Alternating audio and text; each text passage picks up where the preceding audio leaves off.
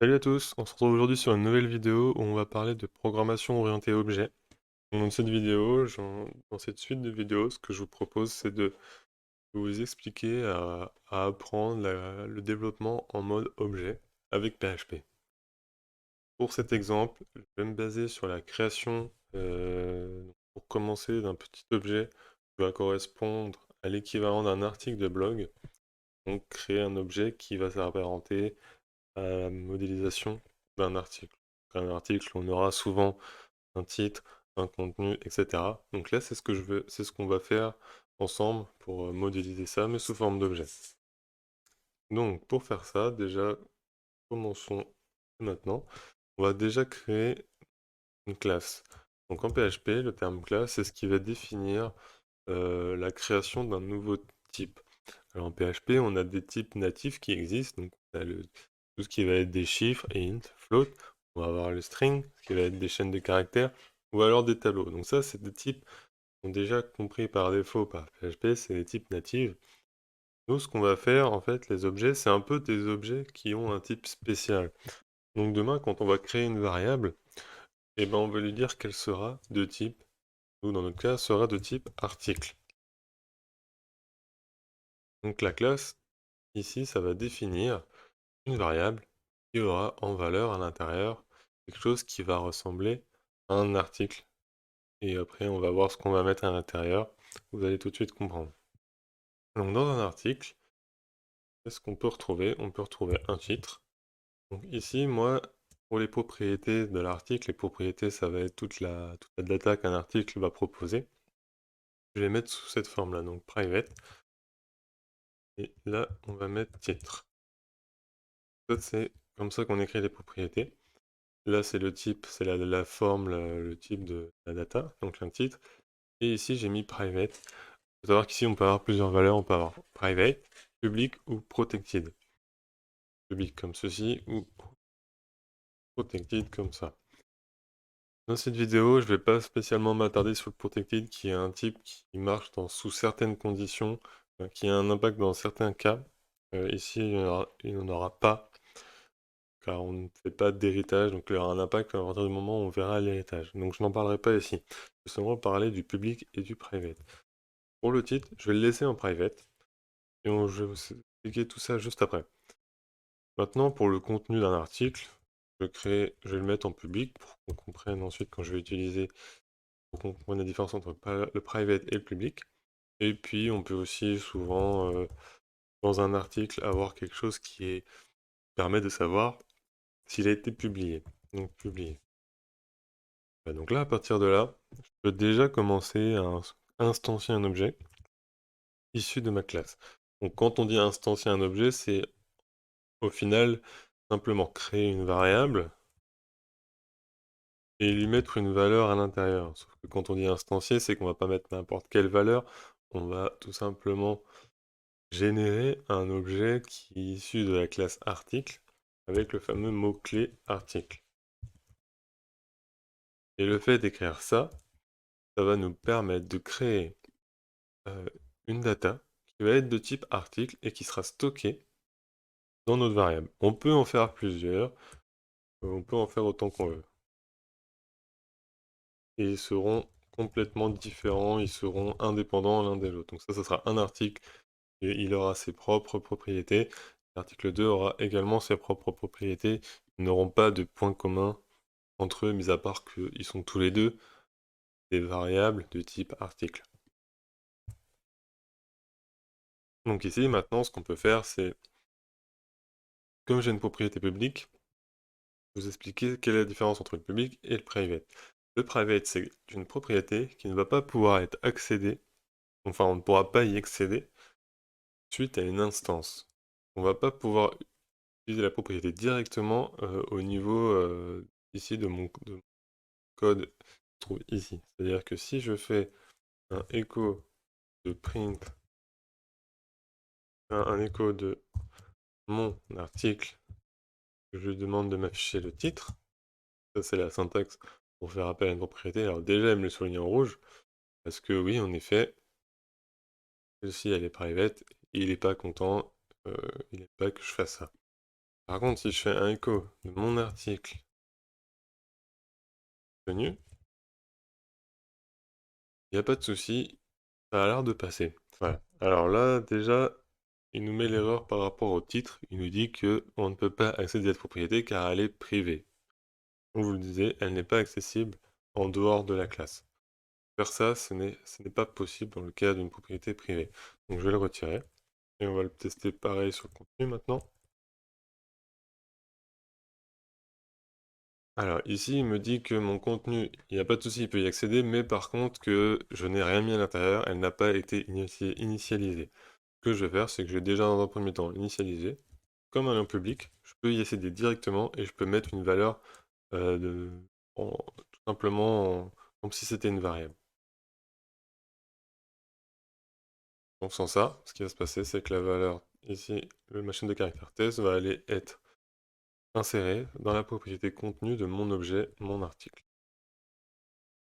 Et du coup, quand je fais un écho de ma propriété contenue, il m'affiche la valeur qui se trouve à l'intérieur de la propriété, qui est test juste ici. En général, en objet, on aime bien tout mettre privé et gérer les accès à nos propriétés avec des sortes de méthodes qu'on va souvent appeler des getter-setters. Donc c'est ce qu'on va voir tout de suite. Les getter-setters, au final, c'est simplement une méthode get qui permet de récupérer la valeur de la propriété en question. Donc, en général, on utilise la syntaxe suivante. Le nom de la propriété, ça va être get titre, get contenu, etc. Et du coup, on aura aussi le set pour le setter qui va nous permettre de modifier la propriété. Donc ça sera set titre et on lui donnera une valeur en paramètre. Donc pour faire ça, on va faire ça tout de suite. Ici, hop, je pourrais les générer plus rapidement avec automatique.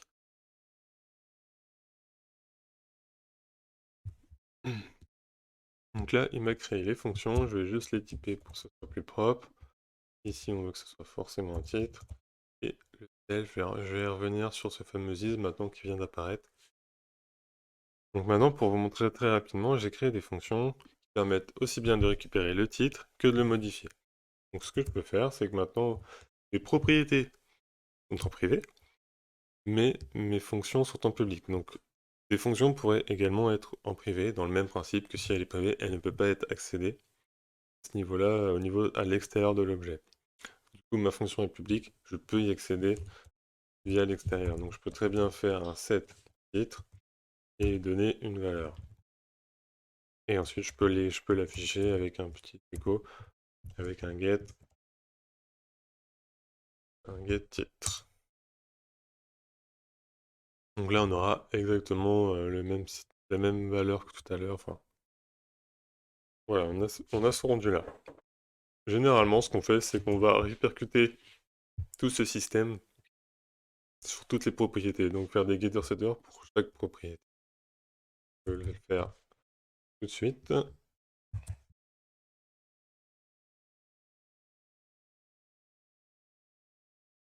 Et ensuite, alors le billet, il sera un petit peu différent. On va pas faire de get, mais généralement on aime bien dans le cas d'un vrai ou false d'avoir quelque chose qui est du style is public, est-ce qu'il est public? Voilà, donc généralement on aime bien mettre ça à la place du getter. Le set par contre il reste pareil. Voilà. Donc je l'ai fait pour toutes mes propriétés. Maintenant je vais m'attarder un petit peu plus sur ce fameux is qu'on voit ici. Le is, qu'est-ce qu'il veut dire? En fait, le is représente l'objet en lui-même. C'est-à-dire qu'en fait, ici, les propriétés, depuis le is, on peut accéder à la propriété titre, la propriété contenu, etc., à tout ce qui va se trouver à l'intérieur même de l'objet, donc depuis l'objet. Donc on est, d'un point de vue de la visualisation, tant qu'on se trouve à l'intérieur des accolades de la classe, et on veut accéder à une propriété, même d'ailleurs à une fonction, on peut l'utiliser via le mot-clé is. Pose aucun souci. Du coup, ici, l'intérêt de ça, c'est que vu que mes propriétés sont private, il n'y a que l'objet en lui-même qui peut accéder à ces propriétés. Ils sont privés, mais pas pour lui-même, juste pour l'extérieur. Donc ici, quand je fais appel à mon getTitre de la fonction qui est publique, il va donc depuis mon objet, mon article, donc c'est cet objet-là en fait qui va faire référence à ce ziz ici. Donc mon objet actuellement qui est l'article, cet objet lui-même, va faire appel à la propriété titre qui se trouve à l'intérieur de lui-même du coup. Et lui donner la valeur, donc via la fonction par rapport à ce qu'on renvoie ici, lui donner ce que la propriété titre contient pour cet objet-là en question. Ce sera toujours le même système avec le ziz. On peut le faire sous cette forme-là pour retourner la valeur, et on peut aussi la modifier, donc dire modifie-moi, récupère-moi la valeur titre et mets-lui cette nouvelle valeur. On peut le faire dans ces deux sens-là. Et c'est pour ça aussi également que j'ai typé par ici le self, parce que en général, les setters renvoient l'objet lui-même à la fin. Ça permet de, si on veut le récupérer, ou si on veut faire appel à d'autres fonctions via le pattern fluent, qu'on verra sûrement dans une vidéo future, pour faire appel à un enchaînement de fonctions assez facilement. C'est pour ça que je l'ai typé avec le mot-clé self qui définit au final le ziz ici. Du coup, ensuite, ce qu'on peut faire maintenant, c'est, au lieu de s'embêter à faire des sets titres comme ça, je vais vous montrer la méthode magique qui est le construct. C'est-à-dire qu'ici, là, on a mis des parenthèses, mais on pourrait très bien passer des paramètres. À l'heure actuelle, on n'a pas de paramètres à passer, car on n'a pas dit que cette classe prendrait tel ou tel paramètre au moment où on va l'instancier. Donc la fonction magique, il en existe de nombreuses, on les verra plus tard dans des vidéos futures, mais là, je vais juste vous montrer la fonction magique qui s'appelle construct.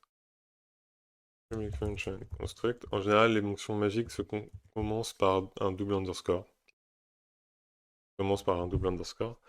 Et après, moi ici, je peux définir le construct que j'ai envie. Donc je pourrais très bien dire ici que je veux à tout moment un titre et un contenu au moment où je crée au final mon article. Du coup, ensuite, toujours avec le 10, je veux dire prends le titre de cet objet-là et donne-lui la valeur title ici et mets-lui à l'intérieur. Et du coup, là, je vais faire pareil pour toutes les propriétés. Comme ça, comme ça. Donc là, je l'ai fait que pour titre et contenu. Moi, ce que je vais faire, c'est que je vais pas le faire pour publier. Publier, ce qu'on peut faire, c'est mettre une valeur par défaut au moment où on crée l'objet. Donc par défaut, on lui dit que, en général, l'article n'est pas publié et on peut lui mettre une valeur par défaut. On peut le mettre sous cette forme-là. Ici, on aurait pu très bien mettre un texte par défaut comme ça. Je le fais pas parce que ça ne sert à rien, ça n'aurait pas forcément de sens.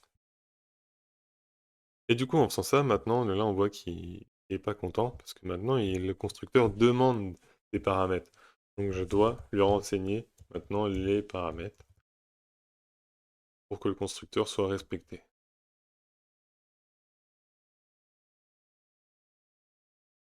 Voilà, donc maintenant, je ne suis pas obligé de faire mon set, mais ici, si je fais un echo getTitre, au final, il va m'afficher la valeur test, qui est celle que j'ai définie ici. Du coup, pour remettre un peu le schéma, l'ordre de tout ça, c'est que quand je vais créer instancier mon objet, les propriétés ici vont se retrouver ici. Donc mon titre, je vais l'insérer dans la propriété qui est contenue au sein de l'objet, donc ici. Je veux dire que toi, ton titre sera égal à cette variable-là, $titre. Donc je viens juste insérer les variables, les paramètres, les valeurs que j'ai mis ici à l'intérieur de ces variables pour les insérer ensuite dans mes propriétés à l'intérieur de mon objet. Et ensuite, à tout moment, via les getter-setter, je peux accéder à ces propriétés qui ont été insérées au moment du constructeur. Et si demain je veux les modifier, je pourrais à tout moment faire appel à mes setters, etc. Donc voilà pour un premier aperçu de l'objet en PHP. Je vais faire d'autres vidéos où on va continuer à avancer et voir d'autres concepts qui tournent autour de la programmation orientée objet. Donc sur ce, je vous dis ciao!